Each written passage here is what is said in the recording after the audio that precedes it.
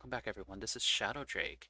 And so for this video and a couple others, we're going to start to take a look into the commands using the stack that is present on certain devices, such as the printers, the medium satellite dish, the logic sorter, and many more that the devs will probably eventually add. This video will serve to be kind of like a tutorial and to kind of explain the basics of how to compose them and how to decompile them to get the information you want from these instructions. Now, this video is going to be the introduction, so I'm going to get a little bit more technical on this one. So feel free to skip around chapters to whatever you need to be to kind of refresh yourself or understand this.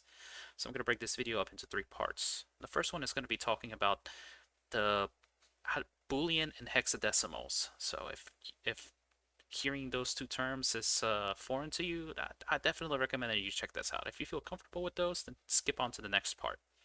The second part will be the IC10 logic commands that we'll be using to both generate and deconstruct the commands.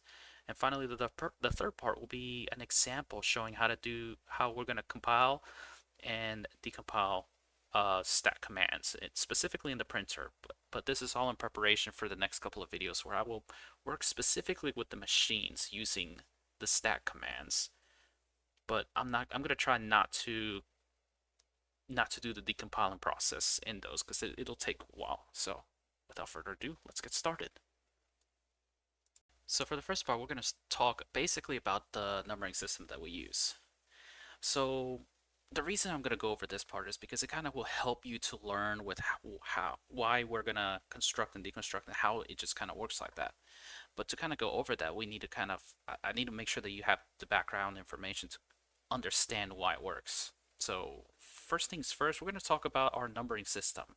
So our numbering system is essentially the decimal system, and that's basically a base 10 system. And you basically learned this in primary grade school that you have the digits 0 through 9. So basically you just count from 0, 1, 2, 3, 4, 5, 6, so on and so on and so on. But then when you get to the very end at 9, then you basically do something interesting. In the tens place, you count up by 1, and then the 9 goes down to 0. And then you resume the same thing, counting all up, and you basically get to 20, and so on and so forth. So this is basically the base 10. We have exactly 10 digits to work with, and we can come up with any number system based on those 10 digits. Now this is fairly common to us, but unfortunately, machines, or basically the machine language, is essentially going to be in the binary system, or basically base 2. So they only have 2 digits, zeros and ones.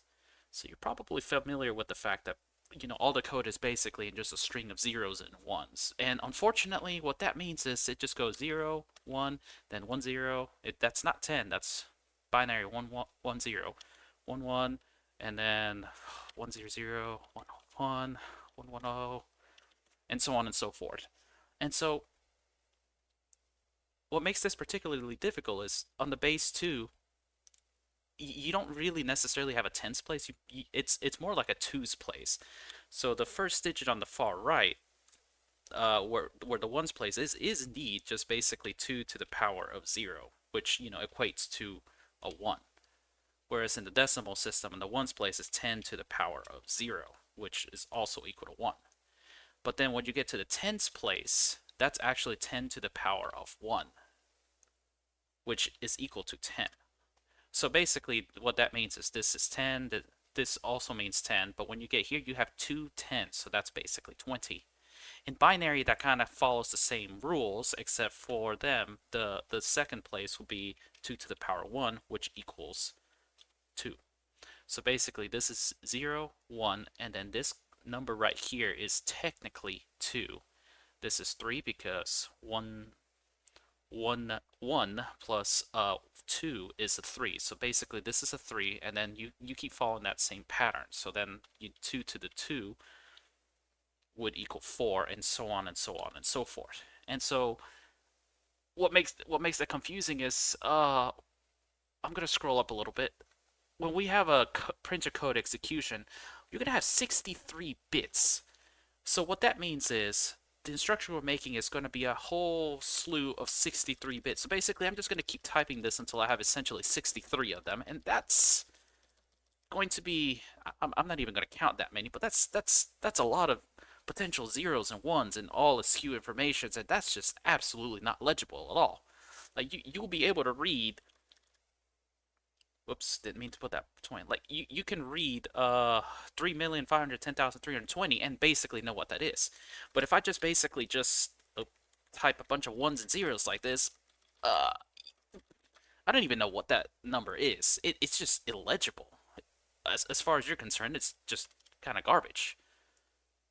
But basically, that's essentially what the machine language is. It's just going to be reading all those ones and zeros, and from that, it's going to execute predetermined functions.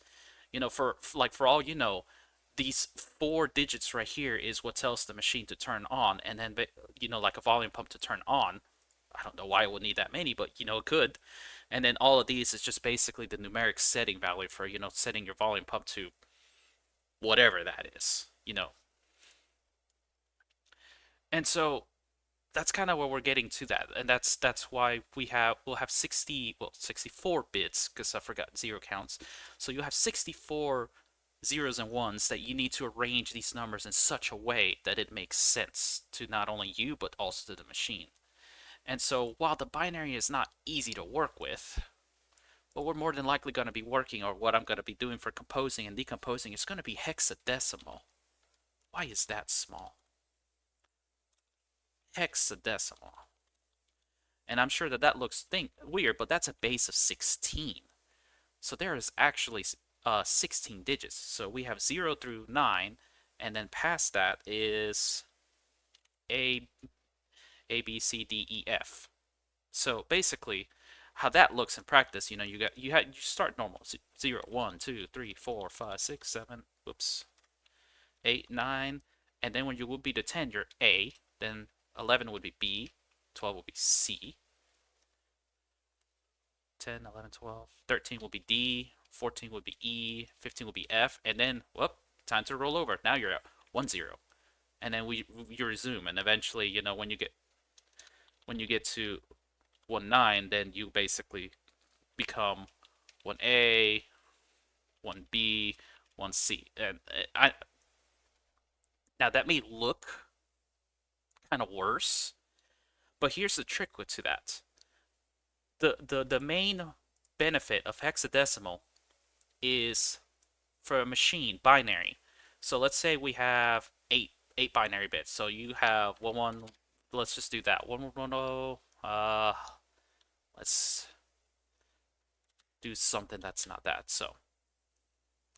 So if this is a binary number, base 2 binary number, what that amounts to hexadecimal is 4 of the binary bits grouped together to become basically one hexadecimal integer. So this, we can count that up. That's going to be 1, 2. That's 3. That's a 4, 7. So that's technically a 7 right there. Oh, I did it again. So that's hexadecimal 7. Now this is 8 plus 4. That should be 12. And like I said, that's 10, 11, 12. That should be C. So you can see that we completely shrink down what would be essentially 64 ones and zeros. 64 divided by 4 is 16. So basically we would have a string of hexadecimal, of 16 hexadecimal digits. So like oh, did it again. I hate that it keeps doing that. Come on, work with me. So, 1, 2, 3, 4, 1, 2, 3, 4, 5, 6, 7, 8, 9, 10, 11, 12, 13, 14, 15, 16. So yeah, you can see 16 hexadecimal bits is much easier for us to kind of read and work with compared to 64 seemingly random bits of ones and zeros. And so the reason why I'm bringing this up, why hexadecimal might be helpful, is because when we go back up here to compose it, see how they are grouping the codes. So, the operation code here. So for the operation code, that'll be bits 0 through 7. That's a total of 8 bits, but that can be easily surmised as just two hexadecimal numbers. Oh, come on now. Ugh. Okay, it's because of this. Yeah, two hexadecimal numbers.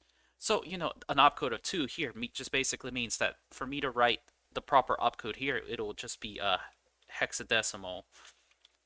Now you do that, hexadecimal 2. That's it. Because this 2 is the first 4 bits, and then this 0 is bits 4 through 7. And then you do basically the same thing with the quantity. So, the quantity is another 8. So quantity, let me expand that out. That's basically going to be bits 8 through 15. So, but that also is just 8 bits. So that's basically another 2 hexadecimal bits. So if I were to say a quantity of, let's pick something simpler for me to do. 0f. That's decimal. That's a quantity of 15. And you can see you can kind of begin to write this in such a way that you can either compose the code by hand for some of these things that'll be simple, like the opcode and the quantity is probably simple to put by hand. That so far that's coming to some unknown numbers. Make sure 2, 4, 6, 8, 10, 12, 14, 16. So far we would have this, based on that, an opcode of 2, quantity of f, and this, you can program it MIPS so far to be this, just that clear. The problem comes with the prefab hash, and when we get to stationeers, every device has its own prefab hash, and you can see that's quite a bit of bits. Integer 32. So basically, it's going to be using 32 bits. So 4, 8, 12, 16, 20, 24, 28, 32. So basically, it uses 1, 2, 3, 4, 5, 6, 7, 8 hexadecimal bits for that.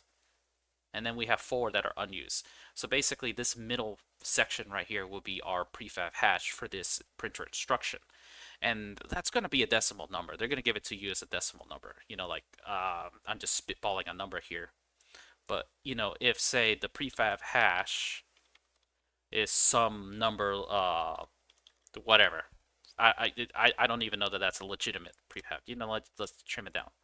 But, we can change this to essentially a hexadecimal number.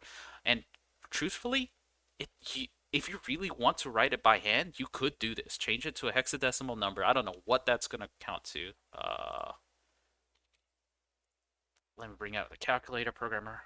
I already have it, the programmer calculator. So what? 156200505. So hexadecimal. That's going to be 00EE5999. So 00EE5599.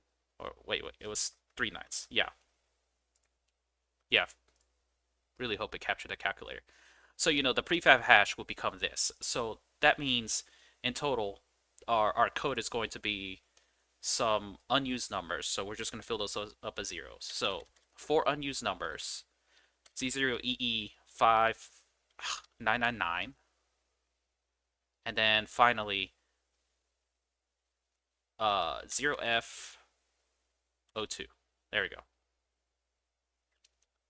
And that's it. That's basically the code that we will put in at the printer instruction to basically tell whatever this prefab hash is, we want 15 of these, and the operation code just basically tells the printer do that. So in short, this is how you can build them by hand.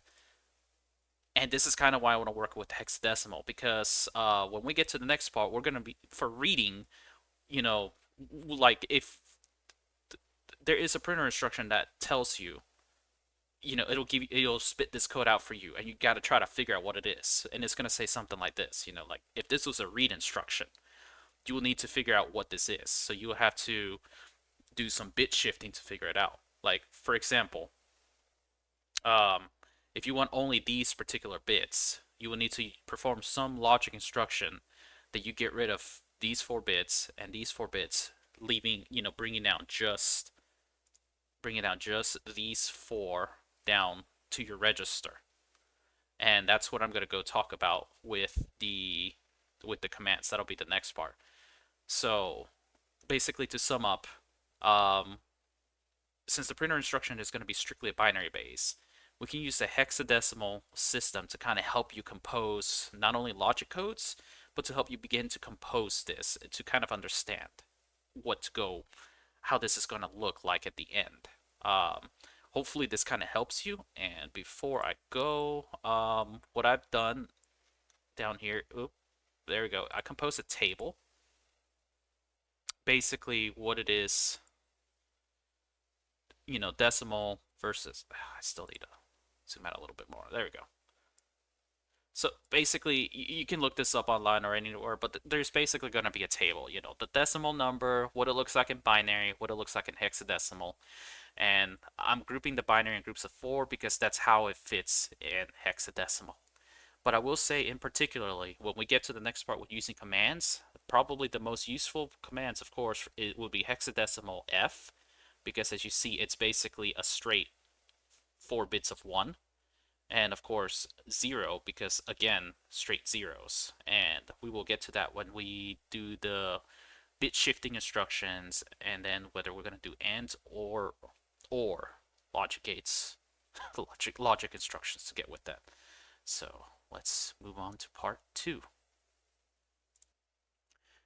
All right, now that we're on part 2, let's resume. Okay, so the instructions that we're going to be using for writing the stack instructions, well, the first ones we're going to be using will be the ones that actually allow us to manipulate the stack on another device. And that will be the put or the put the instruction.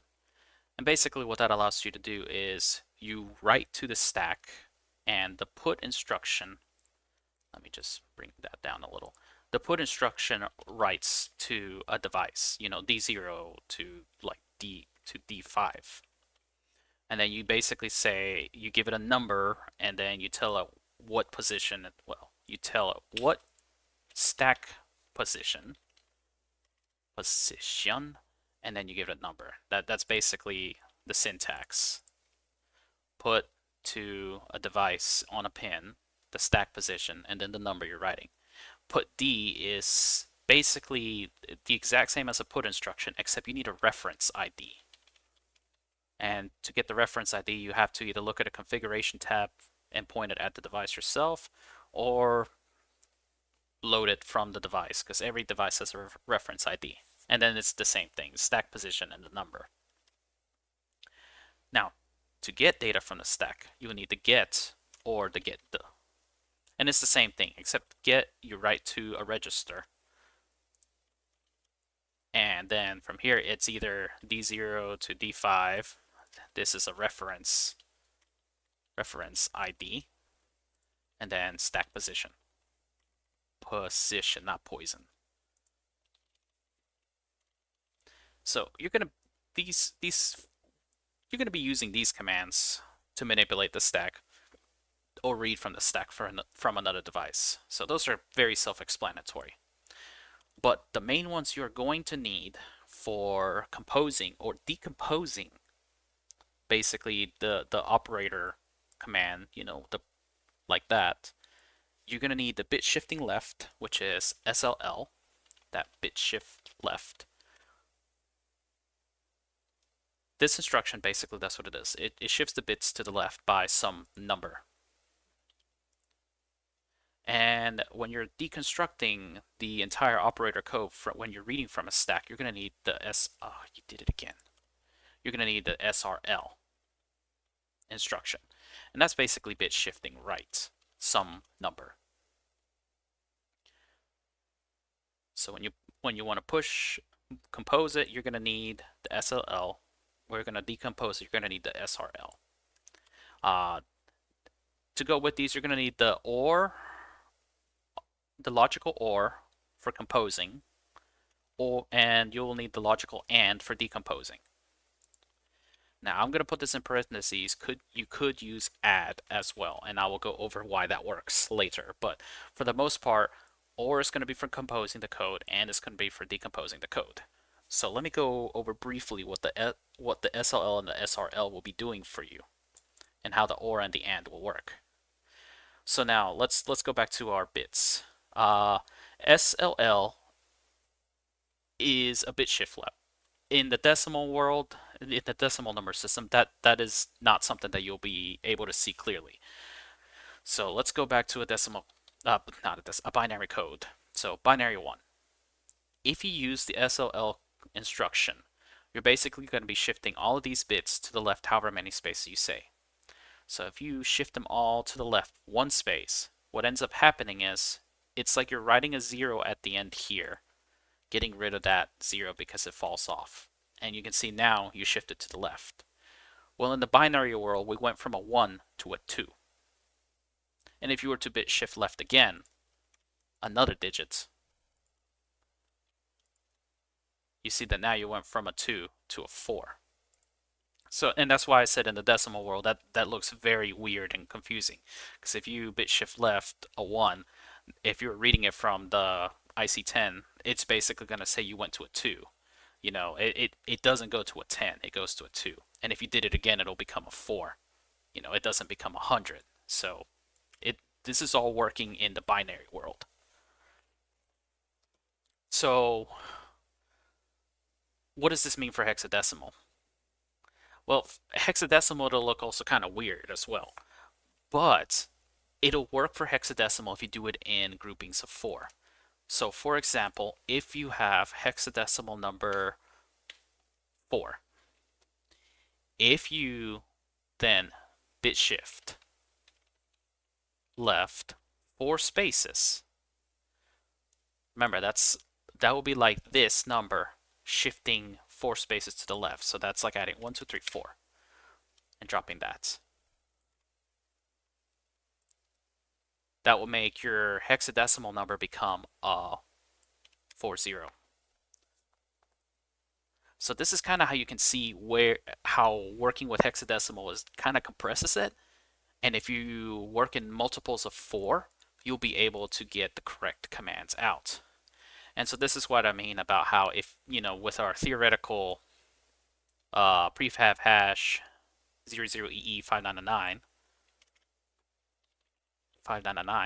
if we bit shift left 16 bits, then your result will be 00EE5999 4, 8, 12, 16. You see,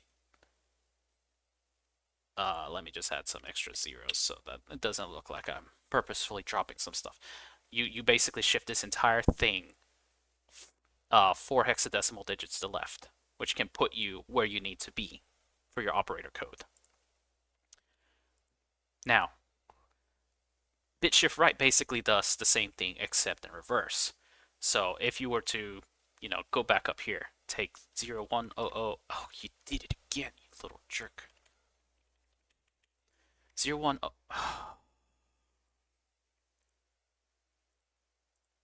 that'll work. 0100, and if you SRL or bit shift right 4 spaces.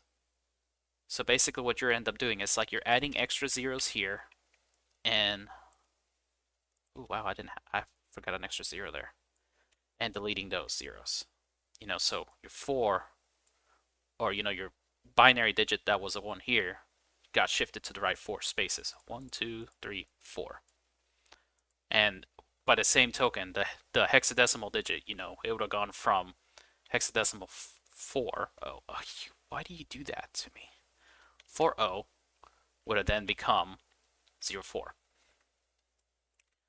And this will be useful for deconstructing a code because if you're giving a long string of a code and you wanted to only get specific information out, bit shifting to the right would move those to the location you need it to be more legible or basically match up to something. So that covers the bit shifting. Now we're going to talk about the OR instruction. So part of composing a code with the OR, that's basically the logical OR. So if you take 1100, OR it to 0011, basically what it looks at the positions, 0 OR and a 1, that's basically a 1. 1 OR 0 is another 1, 1, 1. So basically all my 1s pass. Basically wherever there's a 1, it passes down. If I were to take 0011 or with 0100, that basically would mean the first one is a 0, the other 3 digits are 1. And so what that means is wherever you have 1s, they pass down. And so what you can do when you have an operator code, when you bit shift your prefab hash ID, uh, this is your prefab hash ID. It got bit shifted some number. If you then add your operator code of 02, 02. If you OR this with that together, the end result will be 00EE 59990002. Because remember, in hexadecimal, this 2 stands for a certain code of bits.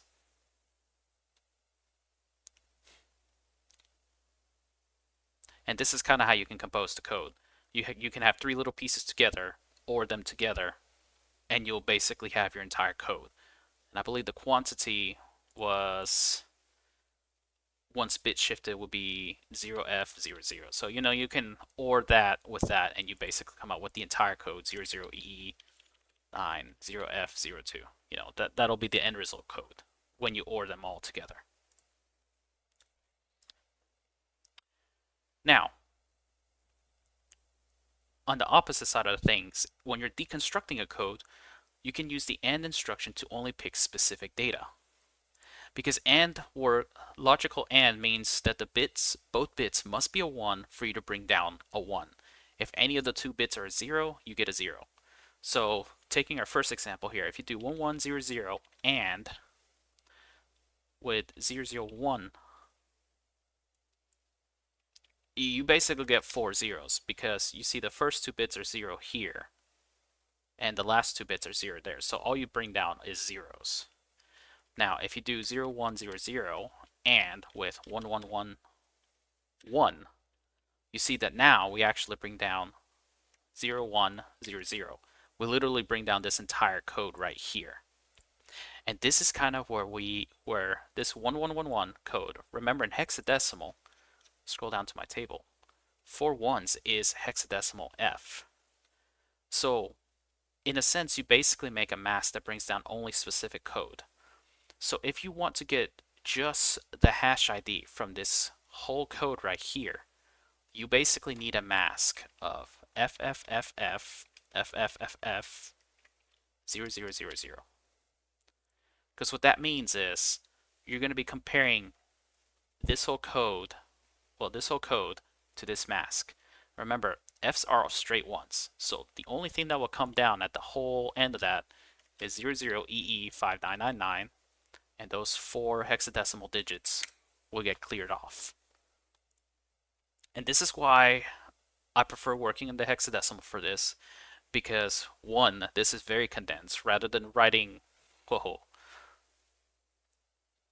times 4, 32 binary 1s, instead of writing 1s like this 32 times, you can just basically write this mask, and I'll go over how to do that when I construct the logic for that. And then, once you bring down your code, you can bit shift it to the right so that you can, remove those zeros so you have just your prefab hash. And you can do the same thing with the quantity and the operator code, except their masks are going to be different. If the quantity mask is going to be double F right here, and the operator code, if for some reason you want to check it, is going to be double F at the beginning.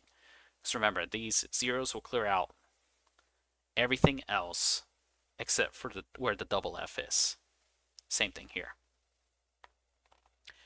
Now, before I move on to the next one, I'm gonna make a little note for add. The reason you could also use the add instruction for generating your code is let me do a case example.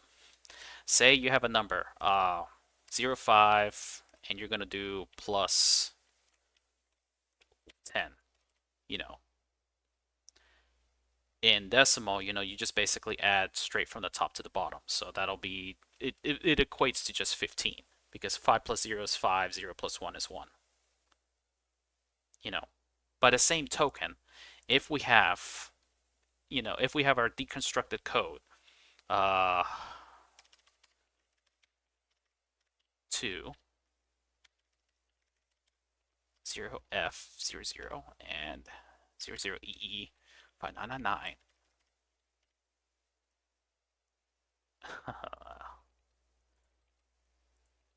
If you add all of this together, oh, okay, yeah. If you add all of these together, well, you can kind of see that basically you're just bringing the digits down. So when you add it all together, all those zeros add to basically nothing. These zeros here don't add anything to the hexadecimal digits, so you just bring down the numbers. 0, F, 0, and then 2. So you can see you can use or the add instruction for constructing. Alright, hopefully this makes sense. So in the next part, I am going to do a case example for getting data. Not getting data, for making a code using the station nearest numbers. And I'm just going to do the code here and kind of go over what's happening. And I'll probably do a small case for when you're getting data. Alright guys, welcome back. So this is part 3. This is gonna be a case example. We're gonna build one and we're gonna read one to compile a code. So here we have our instruction. Let's say we're gonna send the recipe for iron sheet to the auto lathe and we want to print exactly 50 of them. Now I did the hexadecimal comparison so that we can kind of see what is gonna look like so I can show you how things are going. So first things first, we're gonna need the operation code. Well, the operation code is just a simple 2. So operation code will be 2, which, hexadecimal, that's just going to be 02. So let me write that down. So now we got to get our operation code, our quantity, and our iron sheet together to make it work. So let me just write this as if I'm writing it on an IC10 chip. So, let me increase the size a little bit here. Okay, so first things first. So let's say I define the iron, and I'm just going to call it the iron sheet. And that's just going to be negative 487378546. So, that's basically the definition, in case I want to keep reusing it. I don't really need to worry about the quantity nor the operation code. So let's just do alias code. That'll be R0. So first things first, we need to bit shift the iron sheet. So that's going to end up being SLL, and we're going to put it into code. We're going to do iSheet, and remember what I said, since these the binary digits need to start in 16, this actually makes it simple for us because now we can take these first bits right here to know exactly how much to bit shift them. There's no guesswork. You just shift them 16. So what that ends up doing is it's going to clear out basically these 8 Fs and just leave E2 F33183 right there. So that's the first part. Now, I already took the time to do the hexadecimal here, but let's do SLL, and then we're going to do R1 for the quantity. We're going to do 50 decimal. And where do we want it? 8 spaces. 8. So what that does is it basically shifts this 16 8 spaces to the left. So now we can do OR, We're going to put it in code. We're going to do code and R1. That basically will combine the already shifted 16 and then the already shifted quantity to their proper positions. And then, like I said, you can either do add or you can do or. So let me just do add just to show that it kind of works too. We're going to do code, add, store it in code, and then we just need the operation code 2. And now let's just say that our printer was in D0. So let me just alias printer D0. Now we need the stack command. The stack command is basically put, and we're going to put it in printer position 0, because this will be in the first position. You may need more codes, but just for the sake of argument, it's just going to be stack position 0, and then we're going to put code. And so when you export and put this chip in there, taking care that you do the alias properly, then you're going to write our code to the printer. And so now that I got that, I'm going to write down what it's going to look like in the hexadecimal when you complete these commands. So when you bit shift this 16 spaces, what you're going to end up having is E2F3 318E. Hold on. 16, my bad. You're going to have basically this code. Now, I do want to say one thing. When an item in a region has a negative number, it basically preloads these bits. It preloads these bits right here. Instead of being zeros, they're going to be Fs. Because they're unused, that shouldn't cause a problem with the code, because really what actually matters the most is this instruction right here. Now, I don't know if the devs are eventually going to have something where this code right here becomes yet another prefab hash, but the odds of that are going to be kind of small. Like if I were to write hexadecimal E2F3 318E. So decimal, if there's a prefab hash for something that's this number 3,807 that 3,807,588,750, if that's a prefab hash for something else, then we're gonna have a problem. But we have some big numbers, so chances are it's not likely that that's gonna get used. But if it is used, then that'll cause problems for our printer, because now something else in the game has the same essential memory address with the iron sheet, and it could cause problems. But for now, that's not the case. So we move our iron sheet code to the left, 16. Now we're going to move the quantity 50, which comes out to hexadecimal 32. And so that code is going to be 32, 00.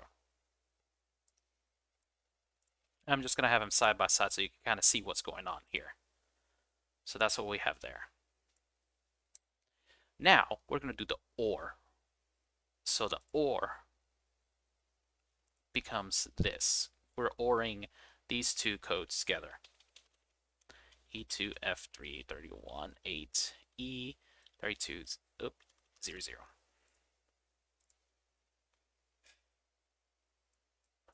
So this is our code so far.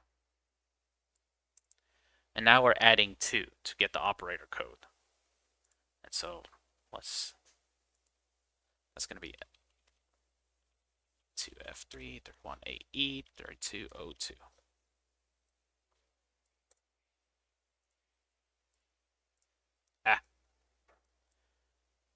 So that's what's in our code block. And decimal, that should come out to be let's see, FFFF E2 F3 318E 3202. So decimal, that's negative 31 trillion, 940 billion, 840 million, 377,000, 854. Ooh. So basically, if you were to read that value back on the IC10, that code value should read back as this. But this is actually what you're writing to the printer stack. And so then basically what the printer's going to do, it's going to take that, say, you want 50 iron sheets? I'll get started. So yeah, this is basically an example for how to write it down. This is just a single line. So hopefully that makes sense for writing a code to the printer. And logically, this should hopefully give you an understanding of what's happening in the background. And you see, what we worked here in the code is purely decimal numbers. You know, I didn't do any shenanigans working with hexadecimals or binaries. This is purely decimals. This is what's happening in the background. This is happening in the background. This is what you're going to see at the end. But realistically in Stationeers, this is all you're going to type. This is all you would need to type in. And that should get your printer, your autolathe, to print 50 iron sheets. All right, so next example. Let's say your printer was printing something and it stopped printing, and you need to know why it stopped printing. So this is where the missing reagent stack instruction is going to come in. So let's get started. So at the very top of your code, what you're going to end up needing to do is get, let's see, alias printer D0. So you're going to get, let's do code. So this is what you're going to do. So let's start alias printer D0. We're going to alias code R0. So we're going to get code from printer position 54. Why? Because here at the address it says at 54, stack register pointer 54 is where this code is going to be hidden at. So your alias code, this is going to be lowercase because it's case sensitive. So we're getting from the printer code position 54. And so now you receive this weird this decimal code. You know, let's just say you SDB setting code. Probably could have done that too. You know, SDB setting code so that you can see what's going on. So you see this weird decimal number. So what does that mean? Well, this is where we create more logic to figure out. So let me just go on ahead, change that to hexadecimal because I forgot to do that. 26, 8, 19, 0, 7, 7, 1, 3, 8, 9, 35. Negative. All right, hexadecimal. So that we can kind of follow it a little bit easier. Or I have example FFFF E79B B26F, not G, and then 1609. So I can go on ahead and say that, you know, you see here these last two digits, which is the operator code. You see we see the 9 already, so that at least lets you know that this is something to look for. If you look at this hexadecimal, you know, from what I've explained before, you know that this is the reagent that's missing, and this is the quantity right here. So we could obviously do this by hand. So let's go ahead and do that by hand. 16 hexadecimal, as you can see, is 22. So clearly we're missing 22 of something. Now we have to look into Stationeers to find out what this something is. But what and you're gonna have to look at the long list of reagent tables. You're gonna need to find the reagent for iron, gold, copper, nickel, all of them, and try to figure out which one of these two match up. Now, ideally, you would have a script that kind of compares and looks for that, but let's just keep writing how we deconstruct this code over here. So let me go ahead and delete. Hold on. Let me just copy that. So alias printer D0 alias code R0 get code printer 54 SDB setting code. So we're going to need to get the hash ID and the quantity. So let's just go ahead and make some masks. So let's define the reagent mask.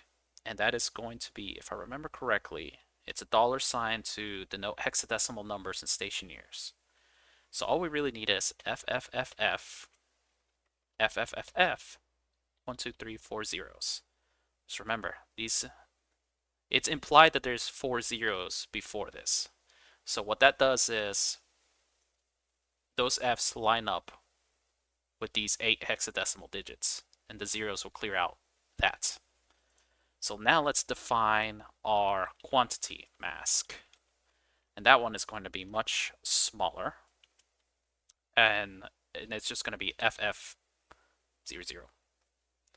Because everything else before it is implied to be 0, so that'll clear out these hexadecimal digits, and these first 2 zeros will clear out the code. And as you can kind of see from here, if you really want to get the operator code, you can just define operator mask, and that's just going to be FF. If you really want to figure out what that code is.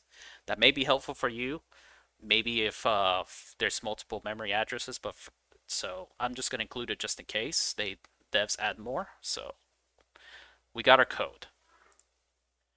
So let's continue on. Let's just alias reagent. This will be R1. Alias quantity. This will be R2. Alias opcode. That'll be R3.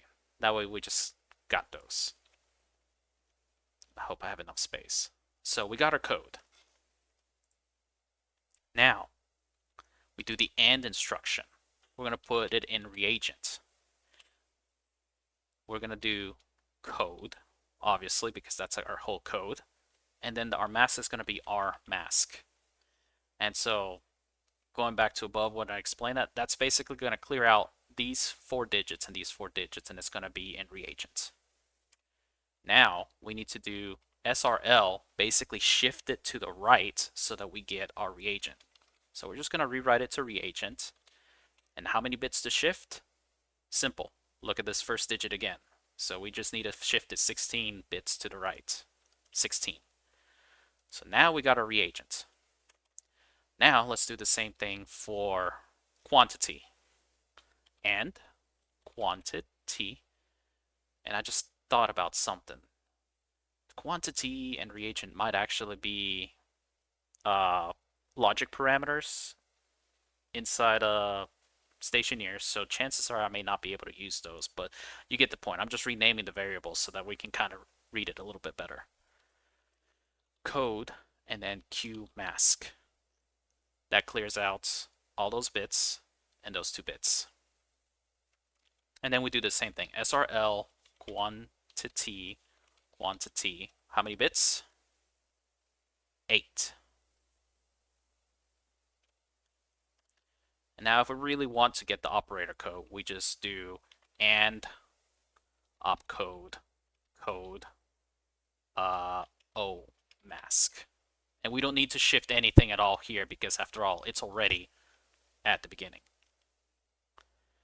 So with that, now you have reagent. Now you have the quantity. Now you have the opcode.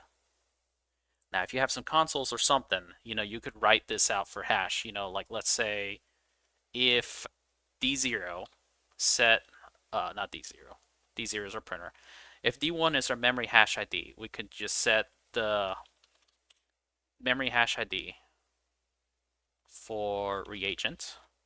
If we have a console, we can set D2 for the console setting, and that will be our quantity. Now, if we have, for some reason, need to know the operator code and we have another console for that, you do opcode. And so what you will see in station is you'll have a hash for the reagent, hash for the quantity, hash for the opcode. Pretty simple peasy. Then all you need to do is look up in the stationpedia, find out what reagent matches that code, and honestly, the quantity is just going to be displayed, and you should see 22 displayed. That's right. 22 will display here. And then, of course, the opcode will be 9. So, this one's a little bit more in depth to read the code, but you can kind of you can follow the basic process. And in hexadecimal, let's just go ahead and write it down. So, our code, so this is going to be our code. Oh, why are you up there? So this is the code we get. We AND it for the reagent.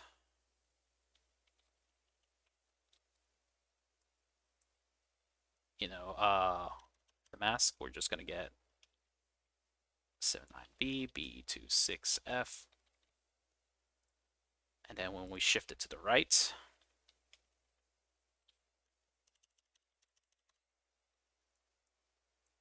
B79B, B26F. So that's what we'll end up seeing for the reagent. I just put these right where it happens.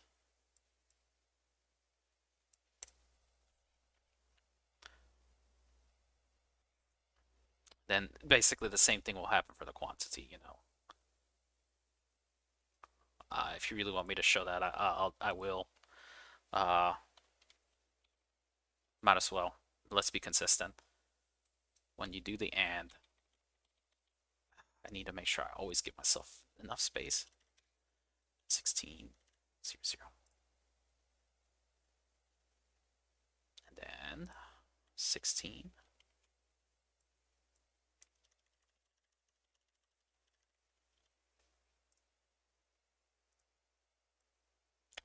This is what's going to happen here.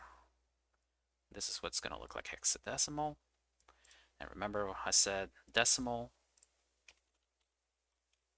that is 22.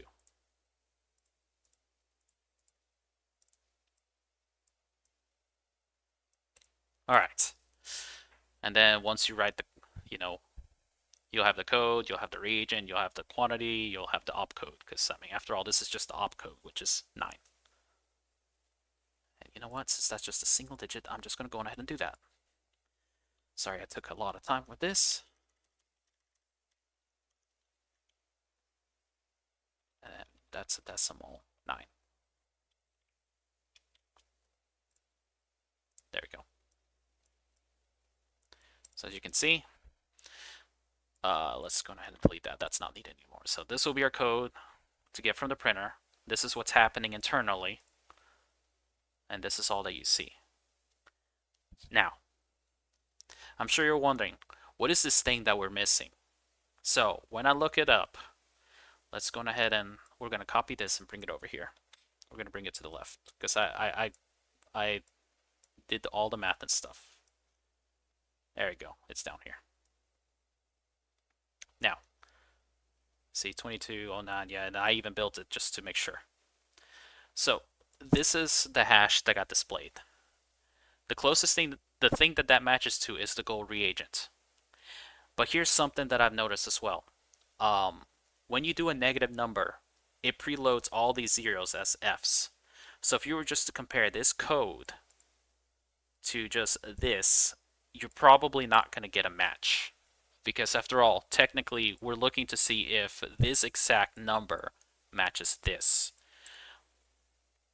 Remember what I said, that this is not quite negative 409,000. That's actually something completely different. If I were to write it out completely, that's E79B B26F decimal. You see that's 3,885,740.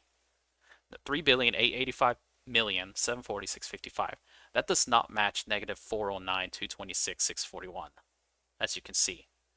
So even in MIPS,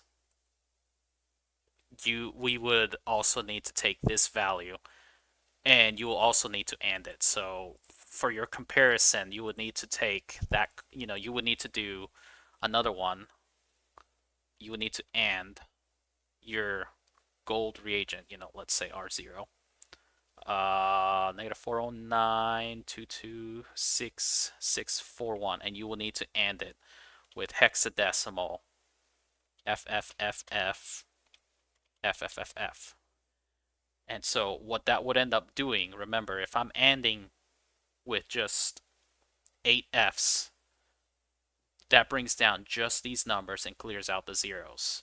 So then what you end up having is just E79B, B26F. And this is something that I discovered while I was working on this as well.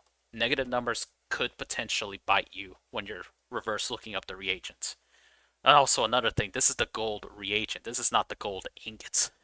You then need to do a separate lookup so that if you did find gold reagent, you instead display gold ingots. So that's something I'll cover a little bit later, but that at least hopefully gives you a case example for how to do a lookup from the information that it gives you, and hopefully makes sense with it. So I know this was a long video, probably did a lot of binary, hexadecimal, digital logic stuff, but hopefully this can give you some background information for how to start working on your code and making your codes for writing instructions to the printer, the logic sorter, and the medium dishes, and whatever other devices the devs add. So I hope this has helped, and when I continue, I will actually be just exploring what these instructions do with the printers and see if I can find some nifty tricks as I am going with them, as I explain what each of them does. So next video, I'm going to be working with the printers because I'll be honest, they have the simplest codes. And then after that, I'll probably do the logic sorter and then the dish.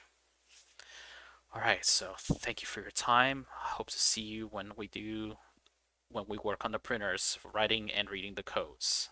Thank you and have a good day.